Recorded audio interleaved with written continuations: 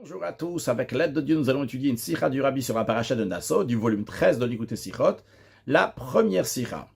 Tout d'abord à savoir que dans la tribu de Lévi, il y avait trois parties qui correspondent aux trois enfants de Lévi, Gershon, Kehat et Merari. Dans la paracha de Bamidbar, vers la fin, Dieu dit à Moshe Rabbeinu de compter les Bnei Kehat, donc la partie de Kehat qui fait partie de la tribu de Lévi.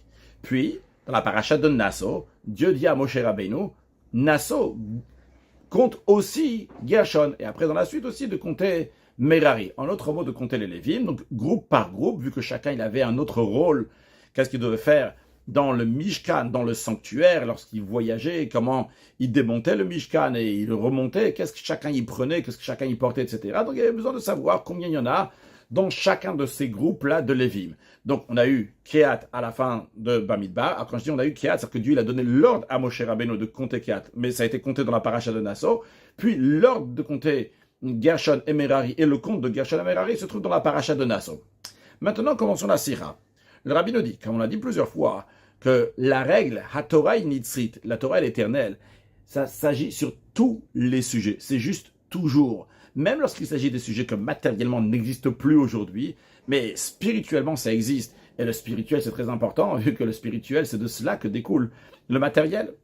Il en est de même aussi en ce qui concerne donc notre paracha, lorsqu'on nous parle de compter Gershon, Merari, et le commencement, donc ce compte qui a commencé donc par l'ordre de compter Kehat, qui dit dans la paracha précédente, et que le compte concret dans notre paracha, dans la paracha de Nassau, le Rabbi nous dit, bien que matériellement ce n'est pas éternel, parce que c'était un ordre de compter, et uniquement une fois c'était la deuxième année après que les Juifs sont sortis d'Égypte, ils sont sortis d'Égypte en 2448, l'année suivante ils ont compté donc la tribu de Lévi.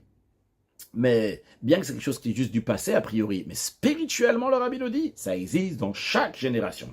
Pour comprendre cela, c'est Yves bête, le Rabbi nous dit, voyons d'abord pourquoi le peuple juif devait rester dans le désert pendant 40 ans. C'est-à-dire, c'est vrai qu'à cause de la faute des explorateurs, Dieu il a dit, vous avez exploré la terre pendant 40 jours et vous êtes revenus, vous avez dit du mal, vous les explorateurs, eh bien le peuple juif qui vous a cru va rester pendant 40 ans, ne va pas rentrer en Eretz Israël. Mais Dieu il a dit, vous allez rester pendant 40 ans dans le désert, et donc un jour pour chaque année, une année pour chaque jour que vous êtes resté là-bas.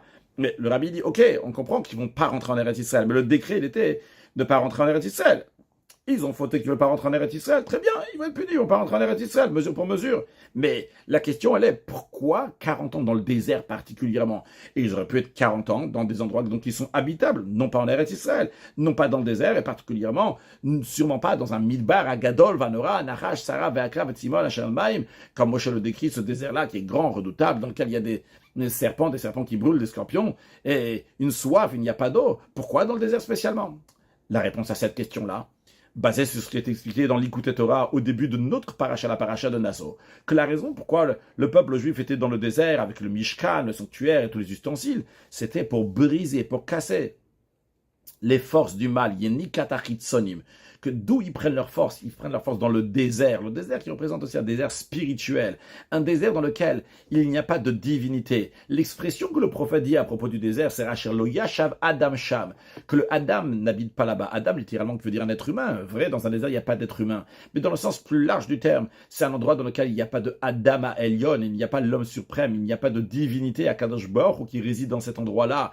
Et le peuple juif, lorsqu'ils étaient dans le désert, et bien par cela, pas seulement donc, ils brisaient les forces du mal, parce que donc il n'y a pas de sainteté, alors il y a des forces du mal qui sont là-bas. Eh bien, le peuple juif, lorsqu'ils sont arrivés là-bas, dans le désert, pas seulement qu'ils ont cassé les forces du mal, ils amenaient la divinité. Et c'est la raison pour laquelle que le peuple juif avait besoin d'être pendant 40 ans dans le désert. Dans la note 8, le Rabbi dit, c'est vrai que s'il n'y avait pas eu la faute des explorateurs, c'est vrai qu'il n'aurait pas eu besoin d'être pendant 40 ans dans le désert. Eh bien, le birur, le raffinement serait fait d'une autre manière. Comme d'ailleurs c'est expliqué à propos de faute de l'arbre de la connaissance. Si Adam Arisha n'avait pas fauté, comment le birur, le raffinement du monde, ça aurait été fait? Ça aurait été fait d'une autre manière. En tous les cas, concrètement, ça s'est passé comme ça. Et le Rabbi dit que c'est même apprendre ça dans le sens simple, c'est pas juste quelque chose de spirituel que les Juifs ils ont changé un désert spirituel, un endroit dans lequel il y a divinité. Même dans le sens simple, par le fait que les Bnei Israël ont voyagé dans le désert, eh bien, il y avait le nuage de gloire qui était avec eux et qui tuait les serpents, les scorpions, et aussi ils ont changé l'endroit du désert qui devient un endroit qui est habitable. Parce que la définition d'un désert, c'est deux choses. Premièrement, le Yashav Adam Sham, il n'y a pas d'êtres humains qui sont là-bas, mais lorsque tu as 600 000 juifs sans compter les femmes et les enfants, il y a Yashav Adam Sham.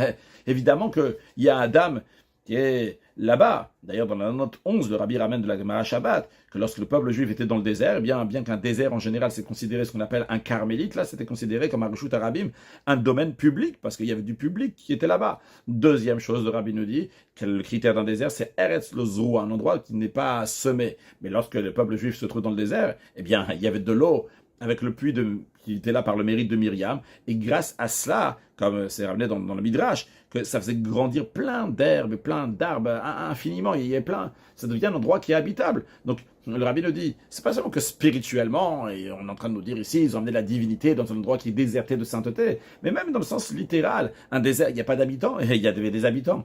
Un désert, c'est pas semé, là c'était semé, il y a de l'eau avec le puits de Myriam qui se trouvait de partout avec les Juifs, et bien, les choses poussaient. Alors le Rabbi nous dit, c'est aussi la raison pour laquelle, dans le sens profond des choses, qu'on a compté les Lévim particulièrement.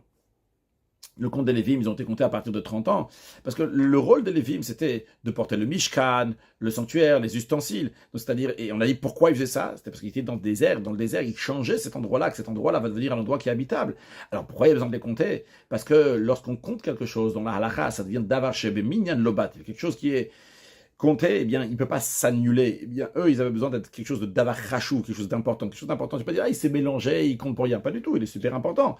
C'est la raison pour laquelle il y a besoin de les compter pour qu'ils vont être là-bas dans le désert, de manière que le désert va pas leur donner un impact, mais au contraire, c'est eux qui vont changer le désert, que le désert va devenir un endroit qui est habitable, pas se faire influencer par le désert spirituel, mais au contraire que eux vont influencer le désert, vont le changer. Eh bien, ils sont comptés, ils deviennent quelque chose de chachou, quelque chose d'important. Bien.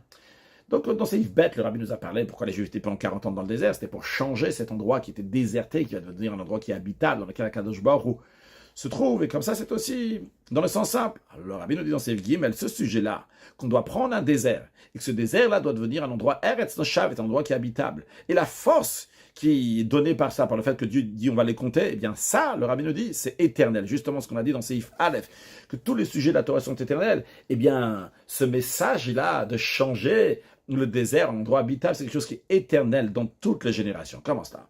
Lorsqu'un homme regarde autour de lui, dans l'endroit où il se trouve des fois dans un endroit, il regarde autour de lui, il dit, tiens, c'est un midbar shelo yashav adam ha'elyon sham. C'est un endroit dans lequel l'homme suprême, Akadosh Baruch Hu, ne réside pas là-bas. Et quand il regarde autour de lui, il voit que la majorité des Juifs, autour de lui, ils connaissent pas c'est quoi la divinité, ils savent pas c'est quoi le Adam Elyon. Et même ceux qui connaissent, et ceux qui s'éveillent à se comporter comme il faut, comme Akadosh Baruch Hu le demande, quand même, il y a personne qui est tout à fait juste et qui ne faute jamais. Quand on dit yerta, l'expression de yerta peut être traduite par fauter, mais aussi dans le langage de manquer quelque chose. Alors que des fois, même s'il fait tout, mais yerta, il lui manque un petit quelque chose. Il ne sait pas Kadosh Baruch Hu exactement comme il faut. Et dans ces cas-là, il se trouve dans un midbar shelo yashav adam sham, dans un endroit dans lequel le Adam, l'homme suprême, n'est pas vraiment installé là-bas. C'est-à-dire qu'il n'est installé pas dans le sens qu'il n'est jamais là-bas, mais il n'est pas mais yusha dans le sens qu'il est installé de manière fixe, parce que la preuve, c'est que des fois, les choses ne sont pas comme il faut. Donc, quand quelqu'un, il regarde comme ça autour de lui, il risque, chas v'shalom, de tomber dans la tristesse, dans le désespoir, chas v'shalom, d'abandonner sa mission, de s'occuper des pauvres de sa ville spirituellement, et il va dire, moi, je veux me sauver ailleurs, je vais aller ailleurs. Eh bien, justement, sur ça vient l'enseignement. Il faut aller dans le désert et changer le désert. De la même manière que les bénis Israël étaient dans le désert dans notre paracha. Ils étaient là, c'est parce que Dieu, il a dit qu'ils doivent être dans le désert. Et par le fait qu'ils étaient dans le désert, ils ont changé ce désert, que ça devient un endroit qui est habitable. De la même manière aussi, personnellement, pour chaque juif, dans chaque moment où il se trouve dans n'importe quelle époque dans laquelle il est, à chaque endroit où il se trouve, même si l'endroit c'est un désert, Midbar même, lorsqu'il est là-bas, c'est pas par hasard, chas v'shalom. Il est là-bas par la mission d'Akadosh Baruch Hu, mehavaye mitzad gever konanu. Les pas de l'homme sont guidés par Hachem. Si Hachem a fait que tu es là-bas, c'est pour que tu sois là-bas, pour changer cet endroit-là par ton travail, qui va devenir un endroit qui est habitable, et que le Adam Elyon, l'homme suprême, va venir habiter. Ah, et a priori, on peut dire, ça s'applique pour les Lévim, mais pour chaque juif ordinaire, le Rabbi dit, basé sur ce que le Rambam dit, que c'est pas seulement la tribu de Lévi, mais chaque juif qui décide de se dévouer pour Hachem, de se distinguer pour servir Hachem, eh bien, Hachem devient sa part, Hachem devient son héritage, de la même manière que c'est pour les Lévim. Alors, basé sur ce que ce Rambam dit, eh bien, chaque juif, s'il décide de se dévouer, se donner pour Hachem, qui va se donner pour enseigner les lois d'Akadosh Baruch Hu au public, eh bien, par cela, Akadosh Baruch Hu va lui donner la force, va lui donner l'importance, comme les Lévim qui les a comptés, de manière qu'ils ne sont pas battels, qu'ils ne s'annulent pas, et comme ça ils passent de niveau en niveau. Si on va du bas vers le haut, c'est vrai qu'on a compté d'abord Kehat, et après aussi Gershon. Alors commençons par du bas vers le haut.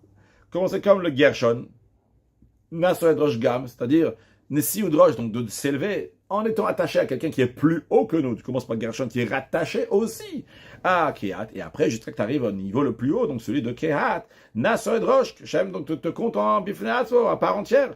Et par cela, tu as la force. Ce juif-là, il a la force de faire l'endroit où il se trouve, même si au début c'était un désert, l'endroit où il se trouve maintenant va devenir une Dira Loïber, un endroit dans lequel Dieu va venir demeurer.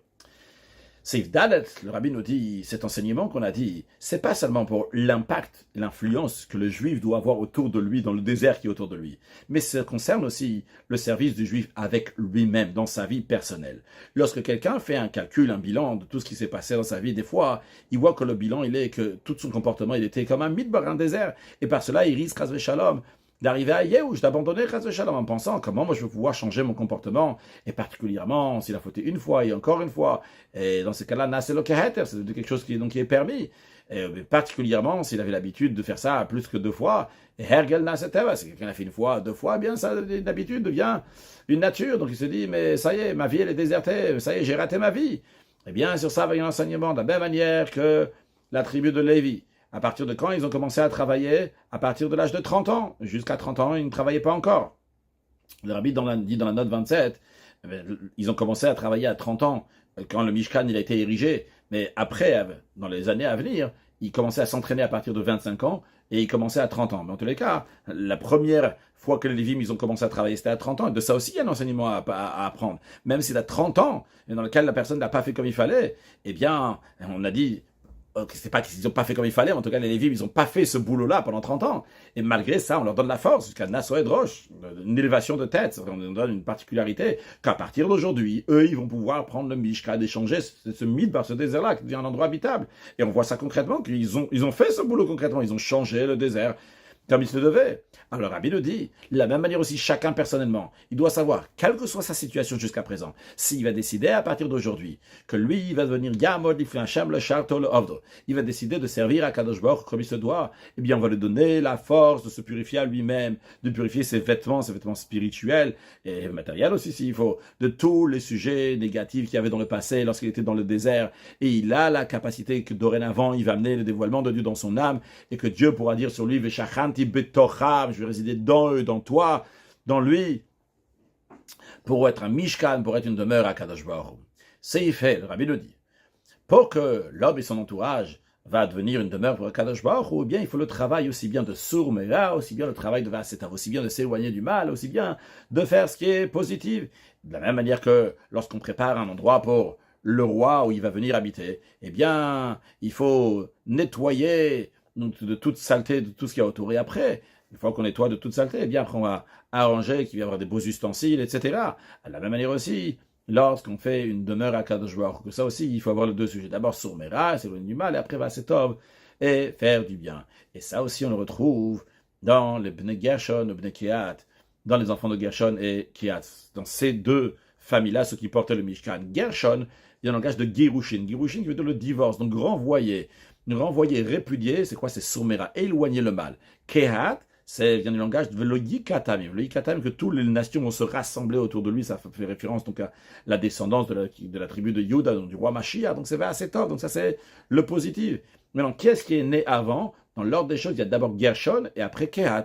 Donc Gershon, il est né avant Kehat. Pourquoi? Parce que Gershon doit venir avant Kehat. D'abord, il y a Somera, s'éloigner du mal, et après Vasetov, après faire le bien. Comme un roi, que lorsqu'il arrive, on ne va pas commencer d'abord à mettre dans la pièce des beaux ustensiles. D'abord, on nettoie. Après, une fois qu'on a nettoyé toute saleté, après, on amène les beaux ustensiles. Dans la note 34, le Rabbi dit ça que concrètement, dans les parachiotes, Midbar et Nasso, on voit que Dieu il a donné l'ordre de compter Kehat avant Gershon. Eh bien, ça, c'est par rapport à leur importance dans le détail, qui portait le Aaron, qui portait l'arche. Donc, par rapport à ça, il passait avant. Mais dans le principe, il y a d'abord Sourmera, et après Vasetov. C'est pour ça qu'il y a Gershon, et après, il y a Kehat. Le rabbi nous dit dans ses va, pour conclure la sikha, ce travail-là, qu'il faut Sourmera et Vasetov, s'éloigner du mal et faire le bien, et c'est lié à Gershon et Kehat dans l'ordre des choses, on peut retrouver ça aussi dans le travail. Qu'est-ce que faisait Gershon et qu'est-ce que faisait Kehat? Bnei Gershon, eux, ils portaient les tentures du Mishkan. Par contre, le Kehat, eux, ils portaient les ustensiles du Mishkan. Que ce soit, quand on dit les ustensiles du Mishkan, c'est le Aaron, l'arche, le Shulchan, la table de proposition, avec les pains de proposition, etc. C'est quoi la différence? Quand on parle donc des guérilles, des tentures, les tentures, c'est là pour protéger, c'est protéger pour pas qu'il y ait de vent, des choses qui vont venir de l'extérieur. Donc c'est le surmera, c'est s'éloigner du mal. Par contre, les kelim, les ustensiles, eh bien chaque ustensile, il a quelque chose de spécifique. Donc Aaron a Edut, il y a l'arche, donc il a pour témoigner de quelque chose de positif, le shulchan de lechem, le pain dans lequel il y a, le table sur lequel il y a le pain, etc. C'est dans le service de Dieu. Il y a surmera, s'éloigner du mal, le gershot, c'est se protéger de toutes choses qui sont interdites, qui risquent d'empêcher, qui risquent d'endommager la personne.